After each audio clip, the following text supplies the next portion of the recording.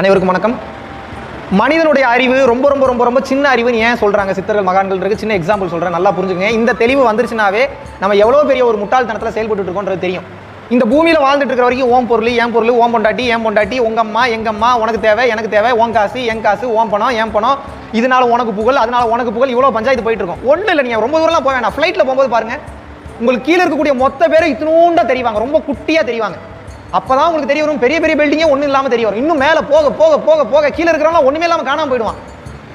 அப்பதான் உங்களுக்கு தெரிய வரும் இவ்வளோ பெரிய உலகமே ஒன்றும் இல்லையா அப்படின்றது. அப்படியே கொஞ்சம் நீங்கள் மேலே போய் பாருங்க, அப்படியே ஓசோன் படலத்தை தாண்டி போங்க, அப்படியே பூமியை கடந்து அப்படியே வெட்ட வெளிக்கு போங்க.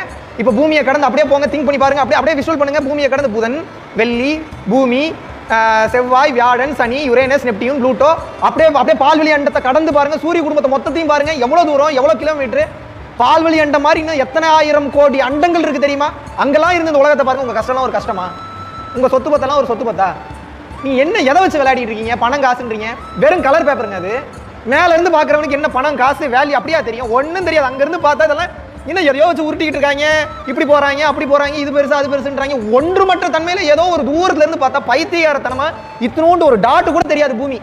ஒரு பூமியே ஒரு டாட்டு கூட தெரியாதுன்னா பூமியில தமிழ்நாட்டிலேயோ இல்லை வேற ஏதாவது ஊர்ல இருக்கக்கூடிய நீங்க, உங்க வீட்டில் இருக்கக்கூடிய நீங்க எத்தனோண்டா தெரிவிங்க நீங்க? அப்போ உங்க பிரச்சனைலாம் ஒரு விஷயம் கிடையாது, உங்களோட சொத்து பத்தெல்லாம் ஒரு மேட்டரும் கிடையாது, உங்க புகழ்லாம் ஒண்ணுமே கிடையாது. உலகத்தில் இருக்கிற வரைக்கும் பெருசா தெரியும். உலக அறிவை கடந்து மெய்ஞான அறிவுக்கு போயிட்டீங்கன்னா நீங்க ஒண்ணுமே கிடையாது, ஒண்ணுமே கிடையாது, ஒண்ணுமே கிடையாது. இந்த புரிதல் வரும்போது உங்களோட ஈகோ உடைஞ்சு இந்த படைப்பை பற்றிய ஒரு பிரம்மாண்டம் புரியும்.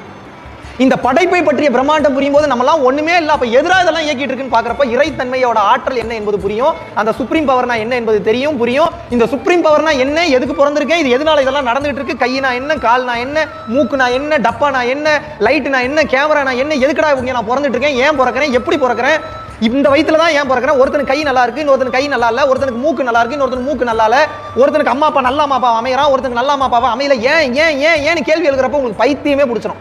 இப்பதான் நீங்க இந்த உலகத்தை பற்றின மெயினான அறிவுக்கு வர்றீங்கன்னே அர்த்தம். இதுதான் பேசிக்.